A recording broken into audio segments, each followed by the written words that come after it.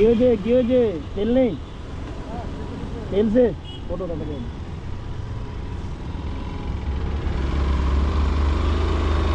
আজকে বৃষ্টি ভেজা দিনে এই দাদা বাইক ঠেলে ঠেলে নিয়ে যাচ্ছিল।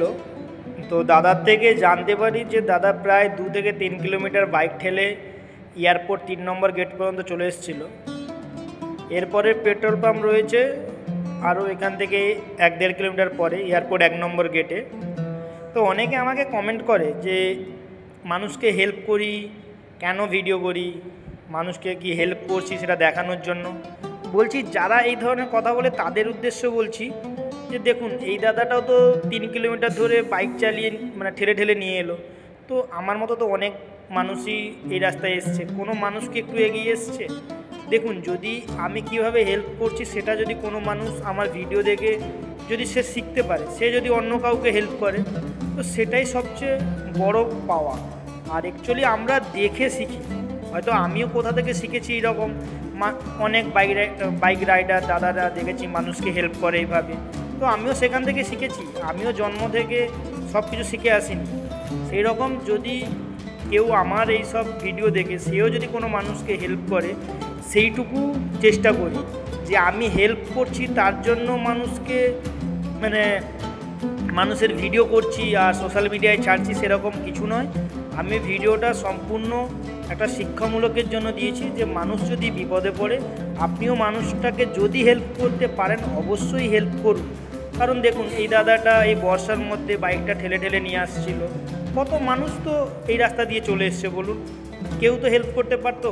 আমার মতো তো অনেকেই এসছে, হয়তো পর থেকে ভাবে যে সে বিপদে পড়েছে তো সে তার মতোই যাক। যাই হোক, আমি পারি না এরকম, কাউকে বিপদে দেখলে অবশ্যই যতটা সম্ভব আমার ততটাই হেল্প করি। তো কথা বলতে বলতে মোটামুটি চলে এসেছিলাম এয়ারপোর্ট 1 নম্বর। এই সামনে আর একটু পরেই রয়েছে এয়ারপোর্ট 1 নম্বর গেট, আর সেখানে অ্যাকচুয়ালি একটা বাম দিকে পেট্রোল পাম্পটা রয়েছে, ওখানে উনি তেলটা ভরে নেবেন। এই বর্ষার মধ্যে ভাবুন, এই বর্ষাতে পরে তারপরে বাইক ঠেলা কতটা কঠিন কাজ। যে বাইক ঠেলে নিয়ে আসে সত্যি কথা বলতে সেই মানুষটাই বুঝতে পারে যে কতটা কষ্টের। যাই হোক, চলে এসেছি। এই যে বাম দিকে পেট্রোল পাম্প রয়েছে, ভারত পেট্রোল পাম্প। দাদা আমাকে থ্যাংক ইউ বললেন, তো আমি একটা কথাই বলবো যে আমাকে থ্যাংক ইউ দিয়ে কিছু লাভ নেই, কারণ আপনিও পারলে কোনো একটা মানুষকে এইভাবে হেল্প করুন। আর যারা অবশ্যই আমার চ্যানেলে নতুন তাদেরকে অবশ্যই বলবো সাবস্ক্রাইব করে রাখুন। আর অবশ্যই আপনারা কমেন্টে করতে পারেন ভালো খারাপ দুটোই, যেটা আপনার মন থেকে চাইবে। তো আপনারা যতই আমাকে বলুন আমি লোক দেখানো হেল্প করি কিংবা ভিডিও করার কি দরকার আছে তবুও আমি ভিডিও করব। আপনারা পারলে এখান থেকে একটু শিক্ষা নিন, যারা আমাকে এরকমের কমেন্ট করেন তাদের উদ্দেশ্যে। দেখুন কথা বলতে বলতে এয়ারপোর্ট 1 নম্বর ক্রস করে গেছি, আর নতুন একটি মেট্রো স্টেশন হয়েছে এয়ারপোর্টের কাছে, সেই স্টেশনটাও আপনাদের শেয়ার করছি। স্টেশনটার নাম দেখুন, যশোর রোড মেট্রো স্টেশন, যেটা এয়ারপোর্ট 1 নম্বরের কাছে স্টেশন, এয়ারপোর্টের আগের মেট্রো স্টেশন।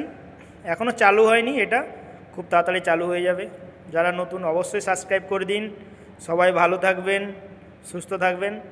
আর আমি আমার মতো অবশ্যই ভিডিও করে যাব আর মানুষকে হেল্প করব, তার ভিডিও অবশ্যই সোশ্যাল মিডিয়ায় ছাড়ব।